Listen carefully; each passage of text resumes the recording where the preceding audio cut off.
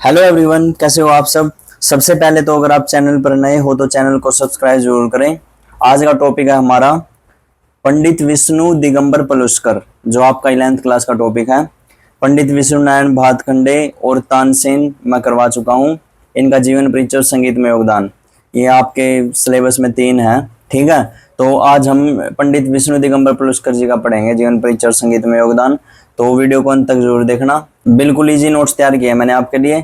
देखो आओ पढ़ते हैं जीवन परिचय। पहले पंडित विष्णु दिगंबर पलुस्कर का जन्म महाराष्ट्र के कुरुद्वार नामक स्थान पर 18 अगस्त 1872 को हुआ था। ठीक है, सबसे पहले तो इनका जन्म याद रखना आपको। 18 अगस्त 1872 को इनका जन्म हुआ था महाराष्ट्र के कुरुद्वार में। ठीक है, आगे देखो इनके पिता का नाम श्री दिगंबर गोपाल और माता का नाम गंगा देवी था। ठीक है, और इसके बाद इनके पिता ने इनकी संगीत प्रतिभा को देखकर मिराज में पंडित बालकृष्ण बुआ से संगीत शिक्षा ग्रहण करने भेज दिया। देखो, पंडित बालकृष्ण बुआ ये इनके गुरु थे, जिनके पास इन्होंने शिक्षा ग्रहण की थी संगीत की। ठीक है, उसके बाद देखो अतः 1896 ईस्वी में पंडित जी ने अपनी संगीत शिक्षा समाप्त करने के बाद समाज को संगीत के प्रति जागरूक किया और शास्त्रीय संगीत में भक्ति भाव के पदों को सम्मिलित किया। ठीक है, बालकृष्ण बुआ जी के पास संगीत शिक्षा जब अपनी कंप्लीट की, इन्होंने पूरी की जब अपनी संगीत शिक्षा, तो उसके बाद इन्होंने समाज को संगीत के प्रति जागरूक किया।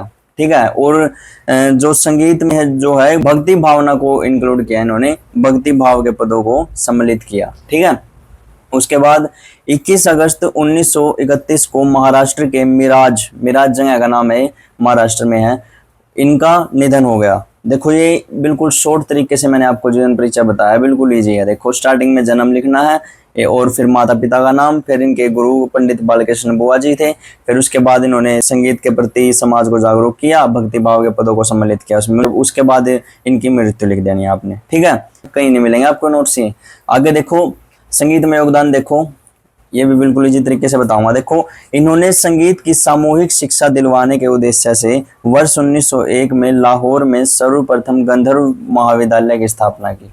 देखो इन्होंने समाज को जागरूक किया था संगीत के प्रति, और इन्होंने ये सोचा कि भाई सामूहिक तरीके से कैसे शिक्षा दी जाए, मतलब सामूहिक तरीके से कैसे जागरूक किया जाए संगीत के प्रति लोगों को। तो उसके लिए इन्होंने 1901 में लाहौर में सर्वप्रथम गंधर्व महाविद्यालय की स्थापना की। ये इंपॉर्टेंट पॉइंट है, आपका नोट कर लेना। सर्वप्रथम गंधर्व महाविद्यालय की स्थापना पंडित विष्णु दिगंबर पलुस्कर जी ने की थी 1901 में लाहौर में। ठीक है, ये याद रखना, सर्वप्रथम 1901 में लाहौर में। उसके बाद देखो 1908 में इन्होंने इसी की ब्रांच खोली थी मुंबई में। गंधर्व महाविद्यालय की स्थापना जो की थी ना इन्होंने लाहौर में 1901 में, 1908 में इसी की ब्रांच खोली थी इन्होंने। कहाँ खोली थी? बम्बई में। और जो लाहौर में ये महाविद्यालय खोला था और फिर बम्बई में जो खोला था, ये इसके मुकाबले ज्यादा चला था मुंबई वाला। देखो इसमें लिखा हुआ है जो लाहौर की अपेक्षा अधिक सफल रही।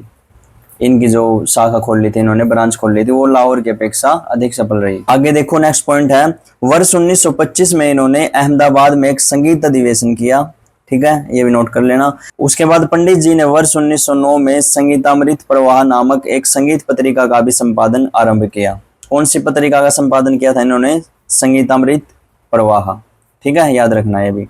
इन्होंने स्वरलिपि पत्रिका भी निर्माण किया। देखो स्वरलिपि पत्रिका का निर्माण विष्णु दिगंबर पलुस्कर जी ने भी किया था और विष्णु नारायण भातखंडे जी ने भी किया था। और जो स्वरलिपि आज के टाइम में हम यूज कर रहे हैं वो पंडित विष्णु नारायण भातखंडे जी की स्वरलिपि है। ठीक है, स्वरलिपि पत्ती का मतलब होता है जैसे साइन नहीं होते, जैसे मंदर सप्तक का साइन होता है नीचे डॉट का, तार सप्तक का साइन होता है ऊपर डॉट का, कोमल का नीचे लेटी रेखा लगाते हैं, स्वरों के नीचे तीव्र का ऊपर खड़ी रेखा लगाते हैं। तो ये सारी विष्णु नारायण भातखंडे जी के है।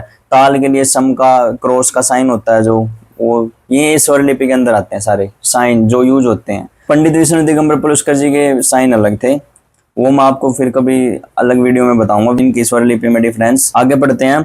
इसके अतिरिक्त कुछ पुस्तकें संगीत बाल विकास, संगीत बाल बोध, टप्पा गायन, राष्ट्रीय संगीत, महिला संगीत आदि भी लिखी। देखो इन्होंने कुछ पुस्तकें भी लिखी थी, ये इनके नाम याद कर लेना, संगीत बाल प्रकाश, संगीत बाल बोध, राष्ट्रीय संगीत, महिला, जितने तुम्हें याद होए उतने याद कर लेना। ठीक है, ये इनका बिल्कुल शॉर्ट तरीके से मैंने संगीत में योगदान बताया है।